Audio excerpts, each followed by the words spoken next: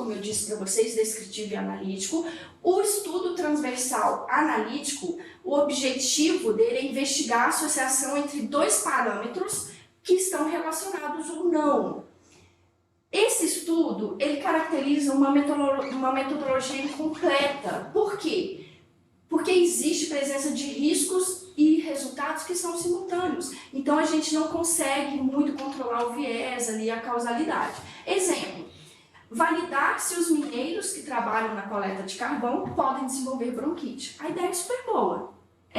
Naturalmente, né, possível que esses mineiros expostos ali nas minas de carvão, respirando poeira e outros resíduos, podem desenvolver bronquite. Mas a gente precisa analisar somente os fatores relacionados com a mina. Porque pode ter algum trabalhador ali que ele já tem uma predisposição a desenvolver bronquite. Então, por isso que esse estudo, ele precisa ter um olhar diferente, ter mais cuidado para a gente eliminar essas questões que podem ocorrer. Um exemplo aqui que eu trouxe para vocês, que foi um estudo publicado em 2020, que os pesquisadores avaliaram a relação entre as mochilas escolares e o desenvolvimento de dores musculoesqueléticas em crianças entre 8 a 10 anos de idade. E veja, ele já traz diretamente aqui no título o tipo de estudo que é.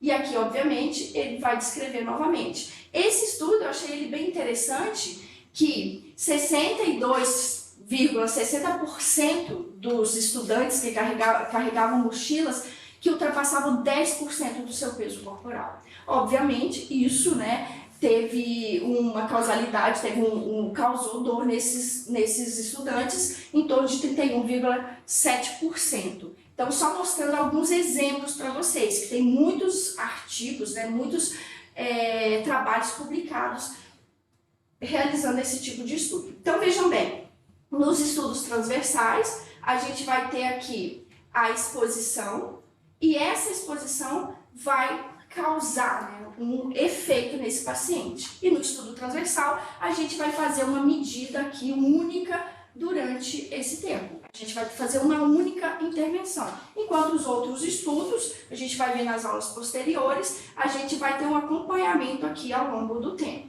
Mas isso é assunto para as nossas próximas aulas. Então, vamos lá. Os estudos transversais, ou chamados também estudos de prevalência, eles têm por foco populações bem definidas. Eles apresentam uma característica básica, que é a de que tudo que se observa é mensurado uma única vez. Eu estou repetindo várias vezes isso para ficar bem arraigado na cabeça de vocês, que o estudo transversal a gente vai fazer uma única observação. Esse artigo aqui que foi publicado no final do ano passado, em dezembro do ano passado, ele avaliou o tamanho da gengiva induzido pelo uso de drogas anticonvulsivantes. Só para vocês verem bem como que funciona, né, qual o estudo transversal. Eles tiveram uma população de 213, tinham lá os critérios de inclusão, tinha que ter usado pelo menos um ano o anticonvulsivante, e desses 213 foram selecionados 162, e eles chegaram à conclusão que os medicamentos lamotrigina, oxcarbamazepina e fenobarbital foram significativamente associados ao crescimento gengival, sendo que lamotrigina 61%, oxcarbamazepina 71% e o fenobarbital 53%. Além disso, outros anticonvulsivantes mais usuais, como fenitoína, 50%, ácido valpóico, 44% e a carbamazepina, 32%. Então, esse é um estudo bem interessante, principalmente para o pessoal ligado à questão da odontologia. Então, vejam bem, os estudos transversais, primeira coisa que a gente precisa fazer é definir o objeto da pesquisa. Uma vez que a gente definiu o objeto da pesquisa, a gente vai definir os critérios de seleção e recrutar uma amostra da população. Então, veja, a gente definiu aqui o objeto da pesquisa, a pergunta do pesquisador, a gente vai ter uma população e a gente vai definir aqui os critérios para a gente recrutar essa população. E uma vez que a gente recrutou essa população, a gente vai medir os valores atuais das variáveis preditoras e de desfecho. Muitas vezes, esses estudos, eles são complementados pelas informações históricas, tudo aquilo que a gente tem de informação dos pacientes. Essa figura foi tirada do nosso livro texto. Então, vejam bem, nos estudos transversais, primeira coisa que a gente precisa fazer é o quê? Ter a nossa população de estudo. Aí vocês me perguntam, mas como que eu vou escolher a minha população de estudo? Vejam bem, a população, né, a escolha da população, ela vai depender, obviamente, da pergunta do pesquisador, das características da doença e de interesse da própria população que se deseja estudar. Então, são vários fatores que vai influenciando, né, nessa questão da escolha da população de estudo. E o desenho amostral, ele deve garantir a representatividade da amostra estudada. Nós tivemos na aula anterior com a doutora Rafaela, que ela mostrou bem a importância de se calcular, né, de ter esse desenho amostral para que a gente consiga obter resultados fidedignos e que correspondam à pergunta, né, dos pesquisadores. Obviamente, nem tudo são flores, né? Esses estudos apresentam algumas limitações, principalmente em algumas populações específicas, como populações que vivem em condições de rua. Isso é bem complicado, porque a população que está em condição de rua tem várias variáveis que podem influenciar.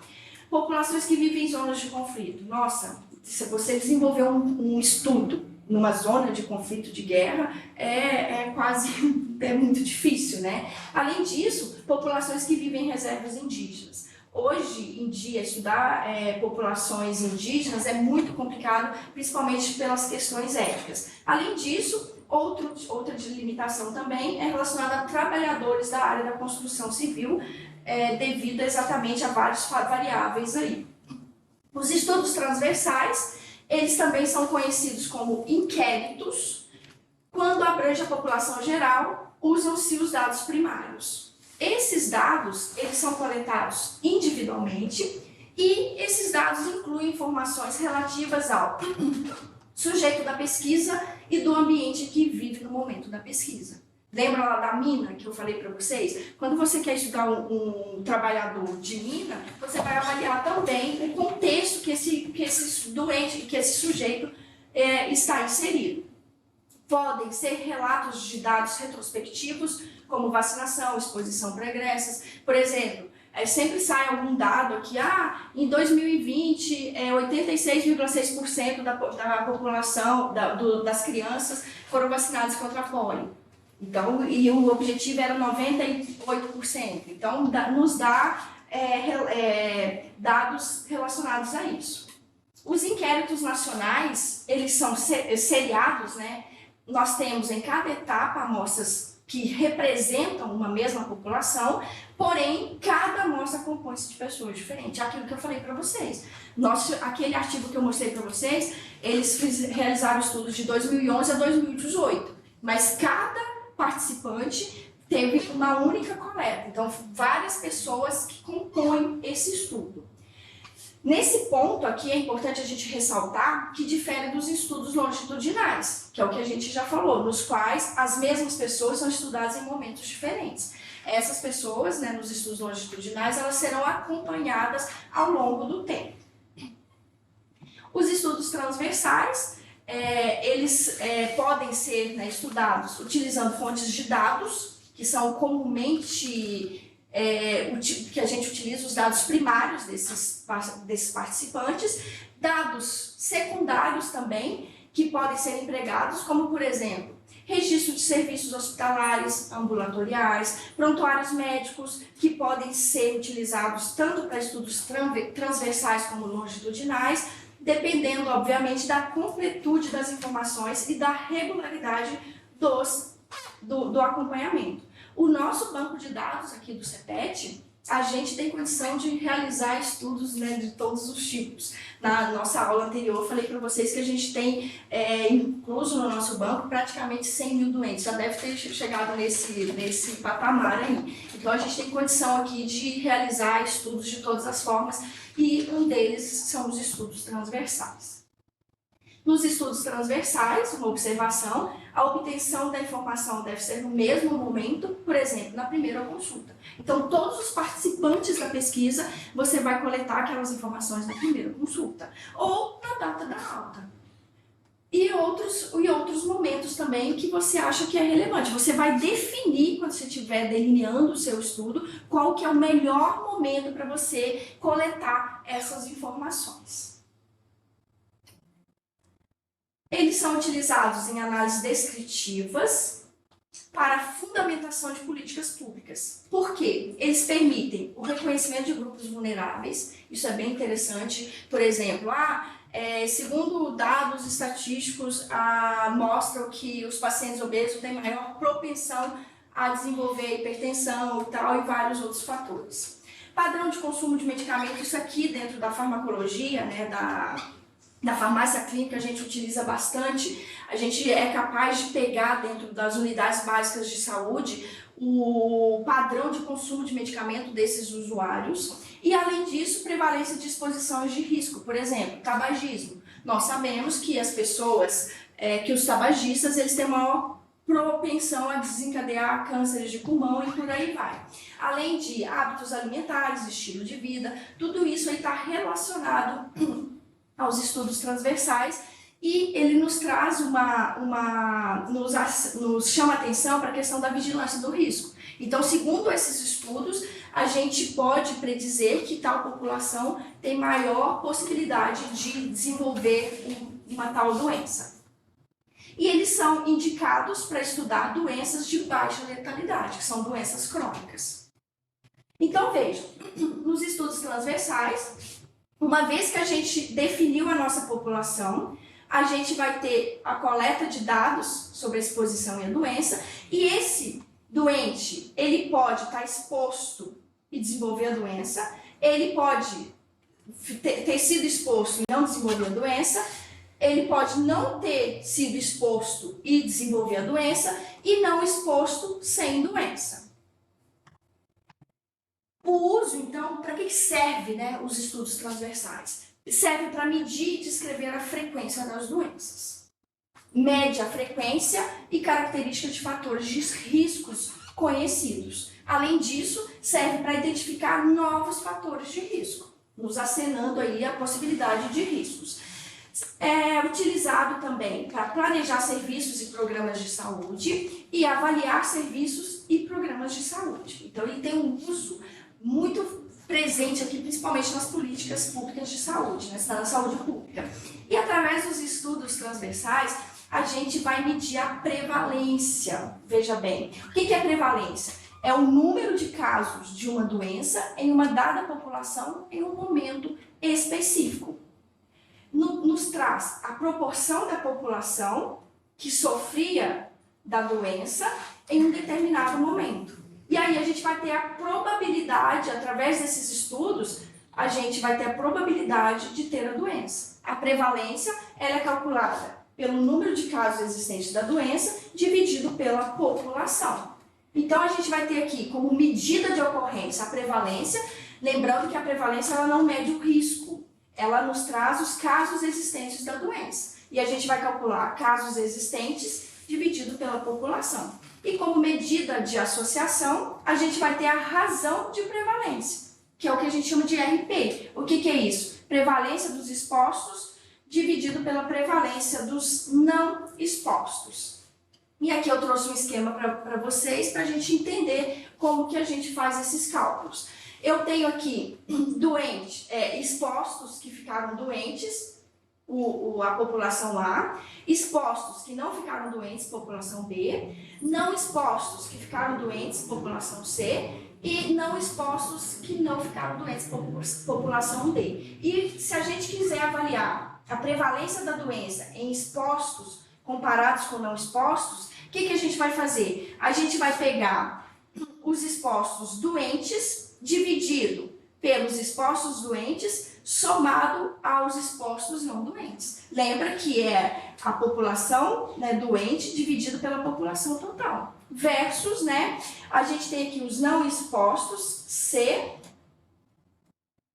dividido por não expostos doentes, somados do não expostos não doentes. E assim a gente pode seguir o mesmo raciocínio para a gente avaliar a prevalência da exposição em doentes e não doentes. Então a gente vai ter aqui ó, os doentes, os expostos doentes, o A, dividido pelos expostos doentes, adicionados dos não expostos doentes. Lembra que a gente vai sempre ter que dividir pela população total para a gente ter aí o cálculo, né, dessas prevalências.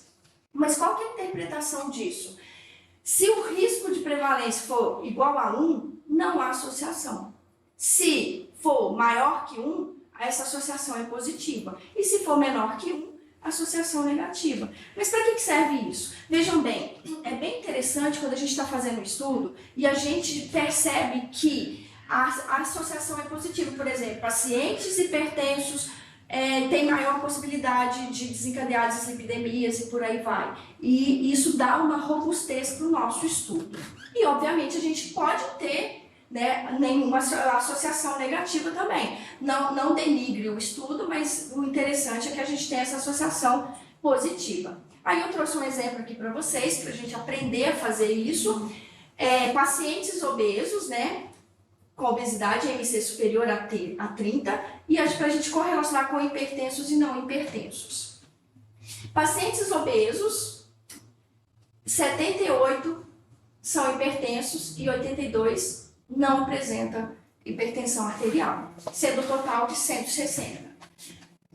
Pacientes não obesos, 236 são hipertensos, 871 não hipertensos, um total de 1.107. E aqui a gente tem o total. Para a gente calcular a prevalência, a gente vai ter a prevalência nos obesos, vai ser o quê? 78 dos hipertensos, dividido pelo total da população. Então, a gente vai ter uma prevalência de 0,4875, ou, apresentando esses dados em percentuais, 48,75. Eu acho os resultados em percentuais mais impactantes.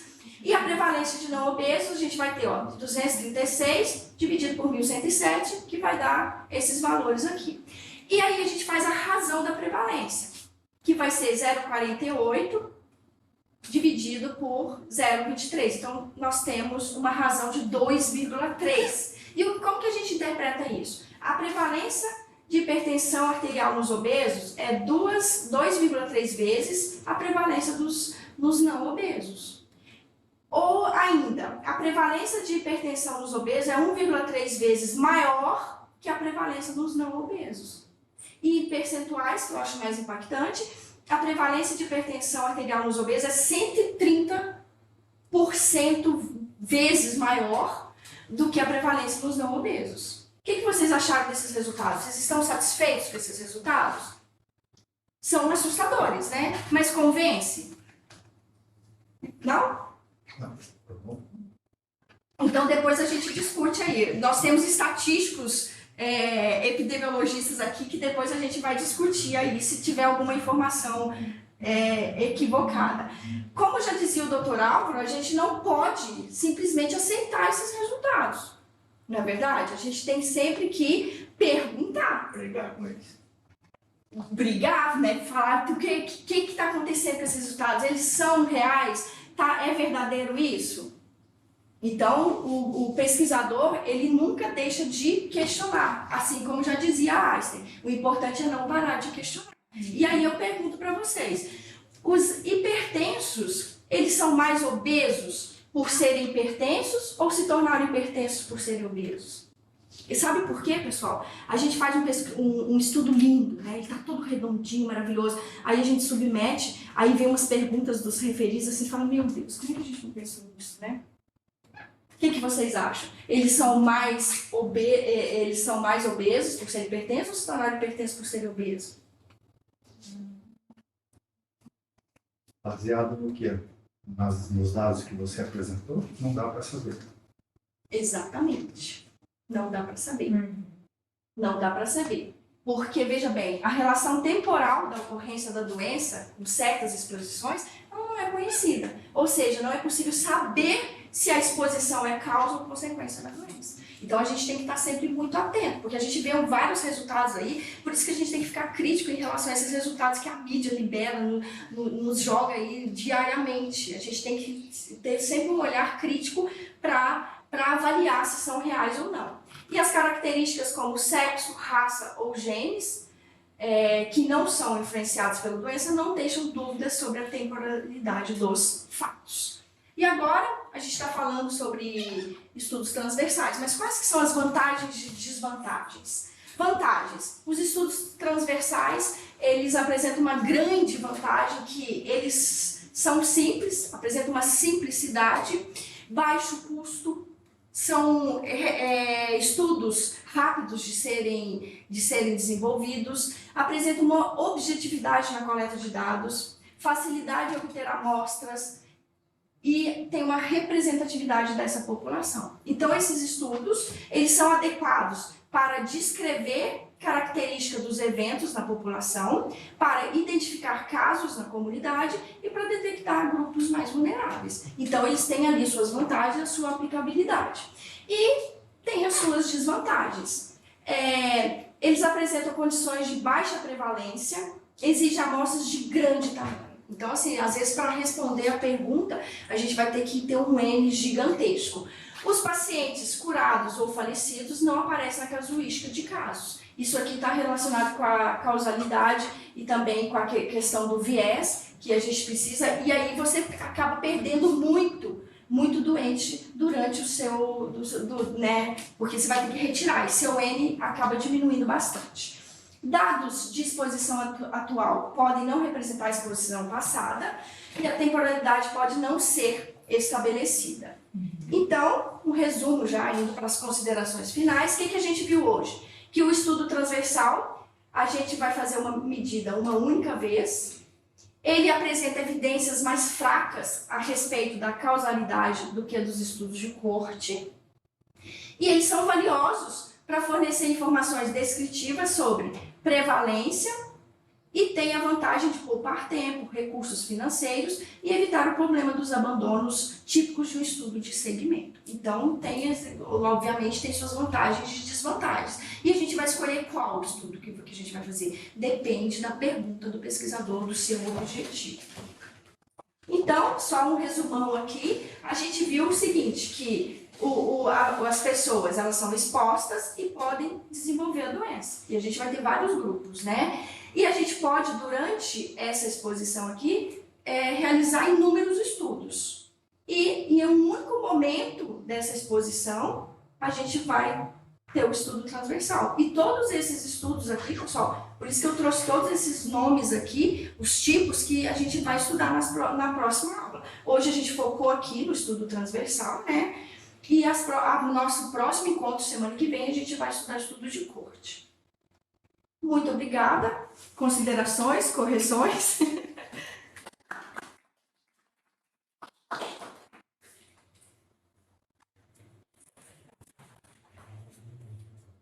Tudo bem, nós estamos lá? Sim.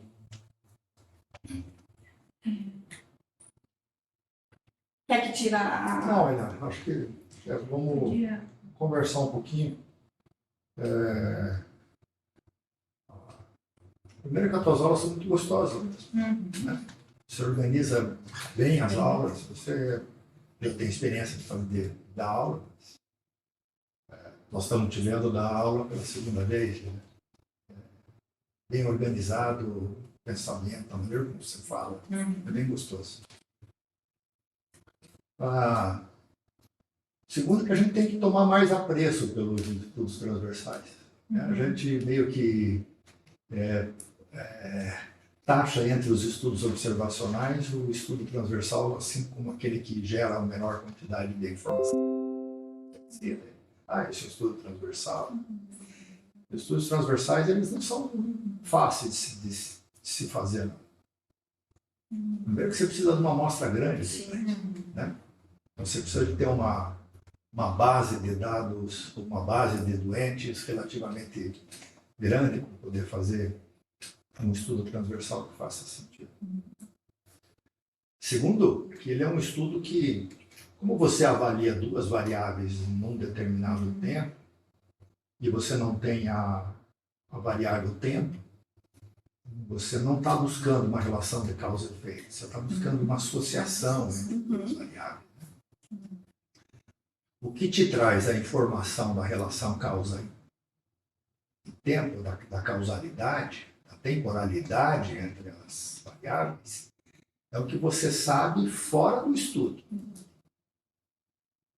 Então, esse exemplo da obesidade e da hipertensão, ele é bem legal. Assim como o exemplo do fumante com a doença pulmonar obstrutiva crônica, ou do fumante com câncer de pulmão, vai numa clínica de pneumologia e avalia quem tem câncer e quem fuma, quem não tem câncer e fuma, quem tem câncer e não fuma, quem não tem câncer e não fuma. Você vai encontrar um monte de doentes que não fumam e não têm câncer, um monte de doentes que têm câncer e fumam. Então há uma relação grande entre fumo. Você pode perguntar assim, será que não é o câncer que deixou a pessoa com vontade de fumar? Né? Essa pergunta, ela não, por mais absurda que possa parecer do ponto de vista biológico, ela não está inserida dentro do delineamento que você escolheu no estudo transversal. Né? E como cientista, você, na hora que vai fazer a avaliação do estudo, tem que se ater ao delineamento, aos estudos, né? E aí fazer as suas considerações, eventualmente, na discussão, de que provavelmente uma das variáveis deve ter ocorrido antes, que existem outras informações biológicas que faz mais sentido entre o fumo levar ao câncer do que o câncer levar ao fumo, ou da obesidade levar à hipertensão, do que a hipertensão levar à obesidade. Bom, isso posto, conhecendo essas limitações, a chance que a gente tem de poder fazer estudos que possam levantar hipóteses e avaliar a importância de associações entre diversas variáveis, com a base de dados que a gente tem, ela é enorme. Estão muito bem situados para poder fazer uma quantidade muito grande de estudos transversais. E se a gente aprender a fazê-los, pode ser até que eles se tornem os estudos predominantes aqui, sem nenhum demérito. Né? Até porque vai ser cada vez mais legal a gente levantar hipóteses através de estudos transversais e depois fazer estudos longitudinais. Sim. Né? Afinal de contas, são 1.000 doentes por mês, 9. Exatamente. Né? Então, com hipóteses que você levanta a partir de informações que já estão coletadas, dependendo da maneira como a gente coleta os dados, eles podem ser interpretados como estudos transversais ou como corte histórica. Sim. Nós mesmos temos artigos que a gente faz os dois tipos de estudos. Né? Esse momento não precisa ser exatamente na mesma hora, no mesmo minuto, no mesmo segundo, né? No mesmo momento do internamento clínico do doente, porque muitas dessas variáveis elas são persistentes. Sim. Diferente de uma insuficiência renal que lá ocorre, desaparece às vezes o internamento. Mas uma insuficiência renal crônica, por exemplo, associada com uma determinada variável doente crítico, é um estudo transversal, não um estudo, não uma corte histórica. Mas, enfim, isso levanta várias possibilidades que estudos transversais bem feitos possam gerar bonitas hipóteses que possam ser comprovadas em segundas amostras em estudos observacionais, longitudinais e posteriormente.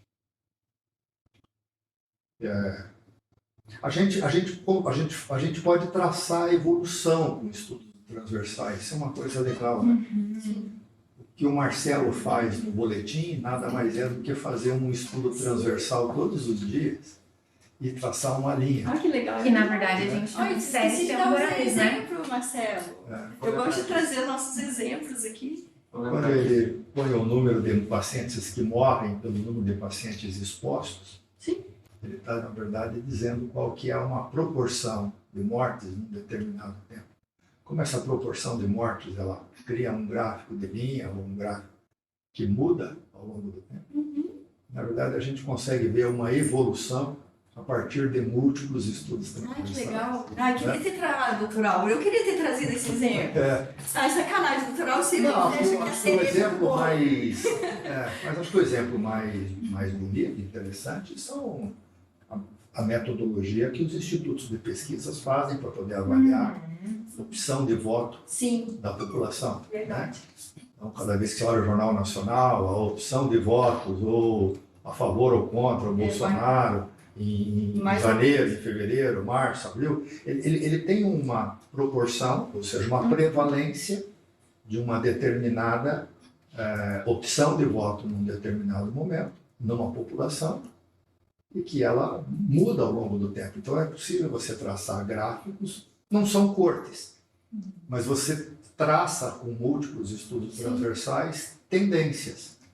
Aqui o mercado faz isso frequentemente, o mercado de marketing, Financeiro. financeiro, né? Também. As cotações. Sim. Né? Então, essa montagem toda de cenário, ou muito daquilo que a gente faz nas nossas reuniões de indicadores, também são múltiplos estudos transversais. Estudo transversal e estudo de corpo, às vezes, Caminha junto. E o estudo de caso-controle também. Né? Se você vai e olha, se o doente era obeso e tem hipertensão, é um estudo transversal. Mas se você pega esse doente que tem obesidade e pergunta para ele há quanto tempo ele tem obesidade, ele vira o caso-controle. Sim. Ai, muito legal. Agora acho que a gente pegou na fase melhor, assim, dos nossos encontros. Isso. São muito ricos, né? Todos os tipos de estudos. E é claro que é necessário que a gente, quando vai estudar, dar uma aula, que você tente simplificar de alguma forma e para criar um certo ordenamento. Mas o mundo mesmo da pesquisa ele é muito mais complexo, dinâmico, com Exatamente. várias interações, do que dizer de forma pura que um estudo só tem um delineamento transversal, longitudinal. E isso que deixa a pesquisa tão fantástica. Então, fantástico. Você Exatamente. tem que fazer escolhas frequentemente, né? Onde é que você vai valorizar, o que você vai dar mais valor no teu estudo. Mas não dá para poder fugir do princípio básico. Né? Quando você olha para aqueles dados, aquelas duas variáveis, elas não têm uma temporalidade, não dá para poder, através do estudo, confirmar uma relação de causa e efeito. Tem que dizer que aquilo é uma associação. Como não tem causa e efeito, não dá para medir incidência. Exato. Quer que eu volte lá? O que a gente mede é prevalência, ou seja, o número da presença de uma variável entre todos aqueles que podem ter esta variável. Né? Pode ser doença, pode ser creatinina alta, PCR alta, infecção. Assim, casos existentes da doença sobre a população é um termo que me parece que limita um pouco. Ah, entendi. Entende? Assim, é qualquer variável entre toda uma população. Ah, Então, entendi. o número de pessoas que votam em tal candidato. Isso é uma prevalência. Mas acho que até dessa forma, né, também, né, doutor? Tipo, o número de indivíduos, a gente pode até pensar na prevalência da doença como casos confirmados da doença sobre a população total em risco, total, né, em risco, né? Aí acho que a questão é essa, né? A população total, na verdade. Mas os termos têm que estar corretos, por favor, fica à vontade. Na verdade. Não, é que isso amplia a ideia de se criar prevalência. A gente não vai só fazer prevalência só para doença da população. Sim, sim. É morte da população, é escócia, é insuficiência renal, é cabelo branco, posição filosófica. Aqui eu fui Quer simplista. internar, não quer internar. Aqui eu fui simplista. Não, na essa é a colocação. definição básica. Nós Sim, estamos aqui só discutindo de que isso tem uma amplitude maior. amplitude muito maior. Com certeza. E aí, é preciso, sempre que a gente fizer isso, do ponto de vista da epidemiologia clínica, discutindo os delineamentos, os vícios, etc. e tal, vai chegar num momento que você vai montar a tua tabelinha 2x2. Que é aquela tabelinha Essa ali. aqui? Essa tabelinha é a tabelinha que resume os teus dados. Isso. E aí, é doente ou não doente, é a variável que você está querendo estudar. Acho lindo aquilo. E expostos é a população toda, né? Que pode estar com uma determinada variável. Não. Acho que talvez, não sei, eu percebo que para estudos transversais, a tabelinha 2, os totais na tabelinha 2x2 são bem importantes, né? Porque a prevalência, nesse caso, são dos que têm a doença em relação ao total da população, né? Então, não, né?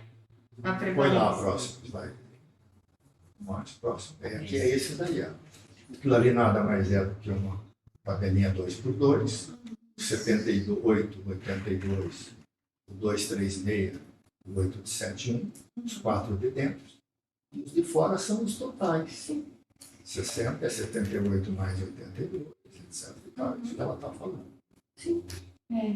Isso aqui. Em duas populações Tá diferentes, na verdade. Eu vi olhares aí. Porque na verdade a gente Tá daí tem errado, que vocês- tentar entender o cálculo que eu tenho, aí a Rafaela tem que me dizer, o Marcelo, o cálculo que a gente vai fazer depois para poder saber se 78 e 82, 236 e 871, se eles têm alguma associação ou não, é o odds ratio. Que quando você faz uma corte, você mede a incidência de risco. Então, a incidência de risco entre obesos para ter hipertensão é uma, a incidência de risco para ter hipertensão entre os não obesos é outra. Então, você põe a incidência de hipertensão em obesos dividido pela incidência em não obesos, isso dá um risco relativo. Dizendo para você que os obesos têm 1,3, 1,5 vezes mais chances dos não obesos de ter hipertensão. Certo, Marcelo? Então aqui Isso é é incidência, não é prevalência. Não, isso é incidência. A incidência só pode ser medida em estudos de corte. Sim, sim. Aqui, como eu não tenho incidência, prevalência, eu Sim. faço uma Análise. eu faço uma inferência do que seria a incidência a partir da prevalência. Isso nem sempre está certo. E que, na verdade, Isso é não a razão de risco. A razão, é a razão de chances, que nada mais é do que A vezes D dividido por B mais C. É isso?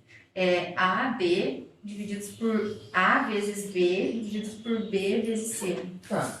Então, é uma relação cruzada. É 78 Uma matriz. vezes 871, divididos por 82 vezes 236. Isso. Isso deu um número um pouco diferente dessa razão de prevalência. Ele vai dar, na verdade. Ah, É que assim, na verdade, e também o odds ratio, ele não é feito para estudos... O odds, ele ainda tem algum tipo de relação de causalidade. Ele é inferido para estudos transversais, dada a sua não relação tão precisa em relação ao risco, como o risco relativo tem dessa causalidade. E aí, por isso, você acaba fazendo essa razão de chance e inferindo. Mas que, mesmo assim, ainda por mais que tenha muito mais relação com a prevalência, ainda não refere-se ao cálculo base da prevalência, né? Mas ele vai trabalhar nesse sentido de ver quantos tinham a exposição e o efeito e quantos não tinham a exposição e o efeito, que é uma das linhas transversais aqui, né? São os sim-sims, e depois ele vai pegar os não-não, né? Os sim-sims divididos pelos não-nãos, que daí seria o odds. Mas aí quando a gente pensa na prevalência mesmo, assim, pura e simples, a ideia da prevalência de uma doença, né, na população, ou a prevalência de casos aqui em estudos transversais mais puros, a gente veria sempre cada uma das caixinhas em relação ao seu total. Então, obesos, quantos nós, na população, quantos nós tínhamos de obesos e hipertensos. Então, 78 divididos por 1.267, né? Pensando na prevalência, porque como na questão, como a gente classicamente, assim, não tem, a gente não sabe quem veio antes, né? Se foi obesidade ou hipertensão, a gente não inferiria nesse sentido. Então, se for pensar só na prevalência pura, seria assim. Agora, quando a gente faz uma medida de associação, e aí seria a prevalência de obesidade mais hipertensão, né? Agora, pensando em medidas de associação, como o Dr. Álvaro falou, a ideia seria efetivamente o odds ratio, que vai pegar casos expostos, ou que tem as duas, que não tem as duas, e que não tem nenhuma das duas. A gente pode trabalhar Perfeito, fica mais melhor que aprender com os melhores, né? Obrigada, pessoal. Definitivamente esses lances aí de conta, de não sei o quê. Na verdade, eu até acho que é mais teoria mesmo. BC, exato.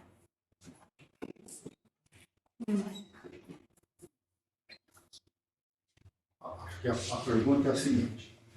Nós encontramos 78 hipertensos. E obesos. Entre aqueles hipertensos naqueles que eram obesos, e 82 não hipertensos naqueles que eram obesos. 236 hipertensos não obesos. E 871 não hipertensos não obesos. O que eu faço? Então, a primeira coisa é, entre os obesos, quantos são hipertensos? 78. Entre os obesos, quantos que são hipertensos? 78 divididos por 160. Porque todos os obesos dá 160. Isso aí dá 0,48, né? Isso. Então, qual é a conclusão aqui? Que 48% da minha população, quando tinha obesidade, era hipertensa. Isso, fechou. Fechou? Sim. É uma informação. Mas aí você quer comparar. Quantos não obesos que eram hipertensos? 236 divididos por 1.107, certo? 1.107. Isso aí dá 21%. 0,21. 0,21. 21%. Qual é a razão da prevalência? Eu pego esta prevalência e divido por essa, dá uma razão por prevalência. A razão de prevalência é 2,3. O que eu estou dizendo aqui é de que 2,3 vezes mais pacientes quando obesos são hipertensos do que não obesos.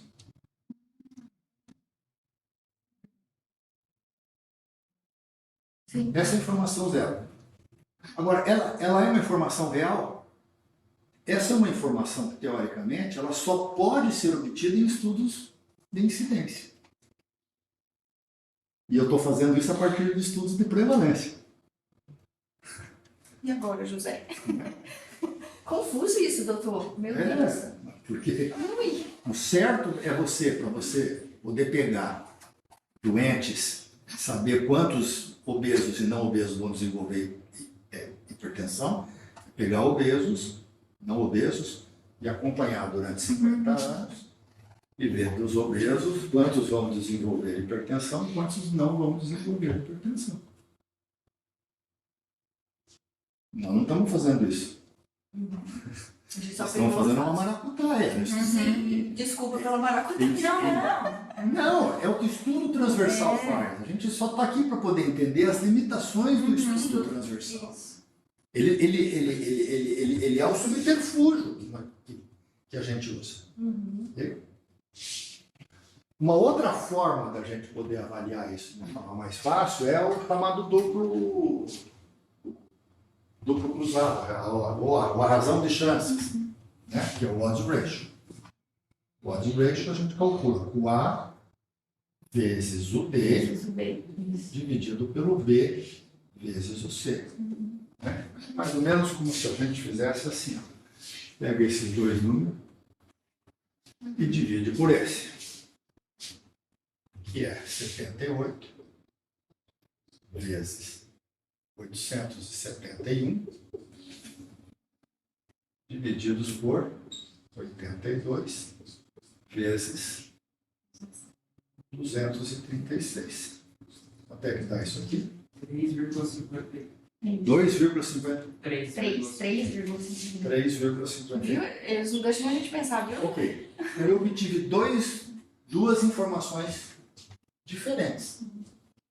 Nenhuma delas é a mais correta.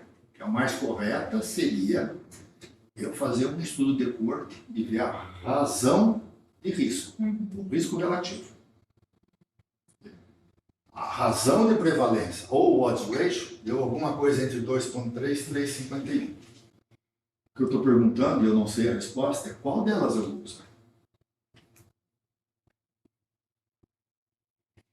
É pra mim? É. Ah, tá. Não, então, é porque elas, na verdade, elas são coisas diferentes. Quando a gente tem a razão de prevalência, ela não é exatamente uma medida de associação, porque você não tem o caso, por mais que você tenha o total, você não coloca os não expostos na conta.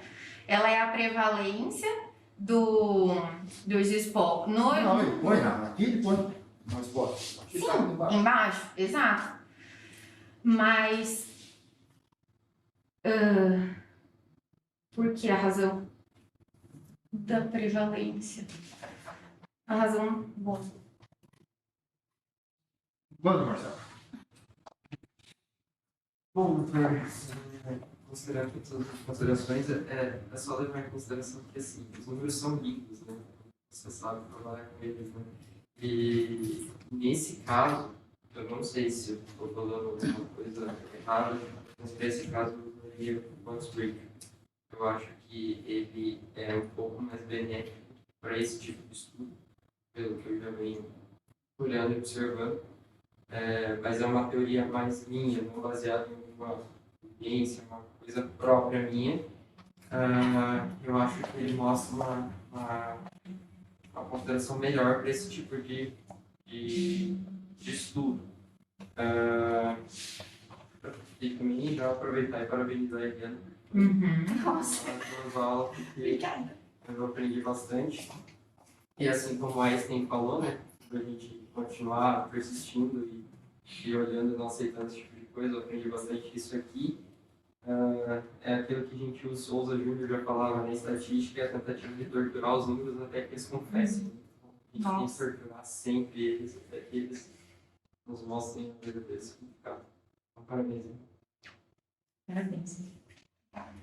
É uma dúvida que fica sempre, e quando eu tive aula só de medidas na verdade, medidas de frequência, né? Prevalência e incidência. Quando a gente pensa em risco, em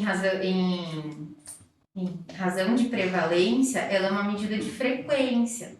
A gente nunca vai ter, por exemplo, como resultado de um cálculo ela é uma medida descritiva. Ela é uma medida descritiva mesmo. Sim. Ela não é uma medida que se gera junto com um cálculo. Em princípio, o odds ratio, ele é para estudos de caso controle. Ele não seria para estudos de corte. Então, ele não... Por mais... O estudo transversal acabou abraçando o odds. Porque é o que mais, como o Dr. Álvaro falou, mais consegue trabalhar com esses dados em avaliar hipóteses, né? Porque, em princípio, no mais puro das ideias, estudos transversais, eles são estudos de geração de hipóteses e não que testam hipóteses. Mas o odds é utilizado como medida para testar a hipótese a partir de estudos transversais, por ser a medida menos nociva nesse sentido, sabe? Que suporta mais variabilidade, diferente do risco relativo. Mas, em princípio, estudos transversais, eles vêm num sentido descritivo. E como descritivo, a ideia é usar a prevalência ou a razão de prevalência. E agora, quando a gente trabalha com análise, não tem jeito. Assim, na prática, isso tudo na teoria é lindo, maravilhoso, mas na prática, a ideia é o odds ratio. Acho que Isso. está faltando uma formação. Tem aqui no Google várias discussõezinhas. Acho que a gente tem que dar Eu acho também. uma estudada e voltar para esse tema amanhã novamente. Acho perfeito. Ok? Acho legal. Mas assim, vamos ter conosco, embora isso seja muito bagunçado na literatura, é de que quando nós estivermos fazendo um estudo transversal ou, no caso, controle, nós não podemos usar o risco relativo. De forma nenhuma. O risco relativo é só quando nós tivermos a incidência. Quando a gente estiver usando a prevalência, a gente vai usar ou a razão de prevalência ou o odds ratio. Okay? Os dois são estimativas do risco relativo, mas não são o risco relativo verdadeiro.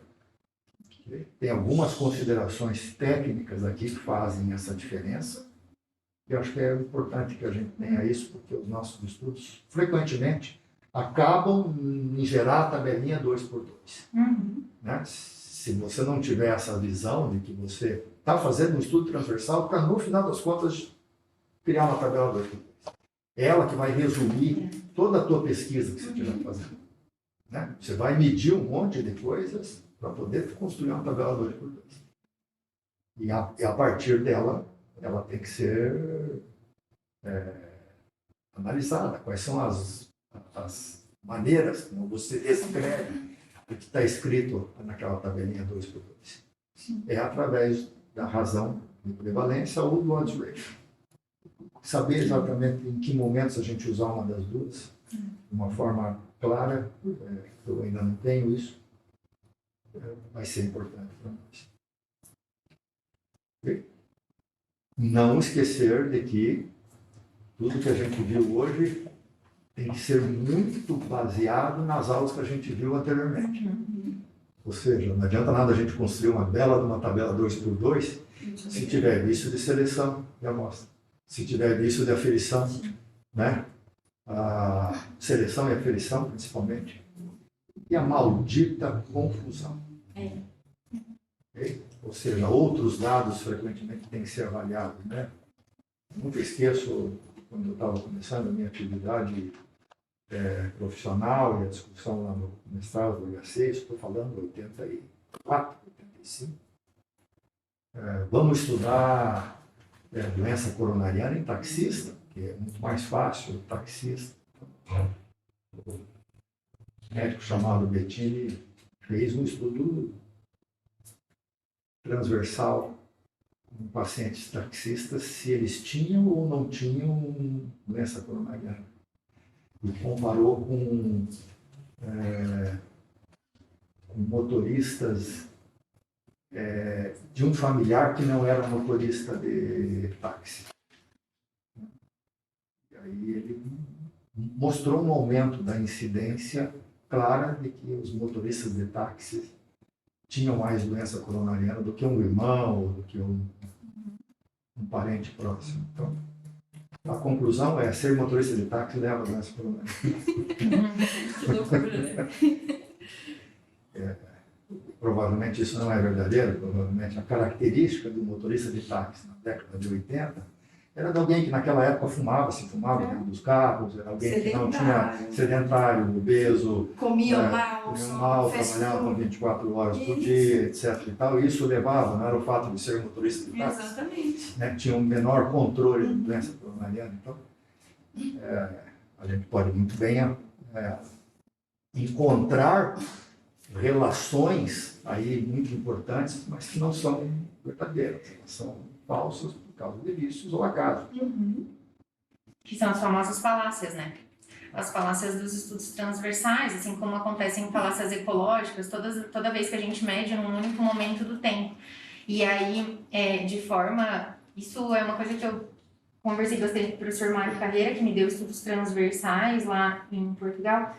E ele afirma veementemente que a gente não pode inferir chance e assim, também que não se deve pensar em razão de prevalência, nem em razão de prevalência, quando a gente não sabe na coleta transversal em casos que as duas variáveis não têm de forma nenhuma uma relação lógica temporal. Que a gente pode utilizar esse tipo de medida para evitar a falácia, né? Quando a gente tem, por exemplo, eu posso fazer um estudo transversal e coletar idade e tabagismo. Bom, enfim, possivelmente, idade e tabagismo não, idade e obesidade. Você sabe que a idade veio antes da obesidade, muito embora as coisas foram medidas no mesmo momento, né? Então, para esses casos, a gente consegue pensar em uma razão de chance ou uma razão de prevalência com um certo ajuste, muito embora em outros casos ainda a ideia seria manter a ideia da prevalência, a prevalência de obesidade associada à hipertensão, a prevalência de pessoas sem obesidade, sem hipertensão, sabe? Na população. Mas é bem discutido isso, sabe? Né? Mas acho que uma coisa legal, doutor, que talvez a gente acabou focando nessas outras medidas que a gente vai trazer depois, mas pensar da prevalência, e que depois eu tenho certeza que ele vai trazer na próxima aula a incidência, para comparar as duas, mas é lembrar que a prevalência, e é uma dúvida que sempre fica quando a gente vai fazer os cálculos nas UTIs, né? O que é a prevalência, o que é a incidência, isso até para os desenhos do estudo, se ele, no caso controle, depois a gente vai ver, de casos de prevalência ou de incidência, é que a prevalência, ela vai considerar naquele momento casos novos e casos antigos de uma determinada, se a gente for pensar em doença, e divididos pelo total mesmo, enquanto que a incidência só vai considerar os casos novos. Então é legal porque a prevalência a gente precisa de mais gente. E outra coisa bem importante, que aí ele falou, é que mesmo em estudos descritivos, a gente pode estimar, ou até para selecionar uma amostra, a gente pode estimar a prevalência na população para esses estudos de prevalência. Muito bem. Obrigada. Estamos já esperando a próxima. Tá bom? Obrigada. Obrigado. Né? Cada dia eu aprendo muito, muito com vocês. Nossa, é uma alegria, né, poder compartilhar esses momentos aqui de tão grande aprendizado. Obrigada e desculpa aí qualquer coisa.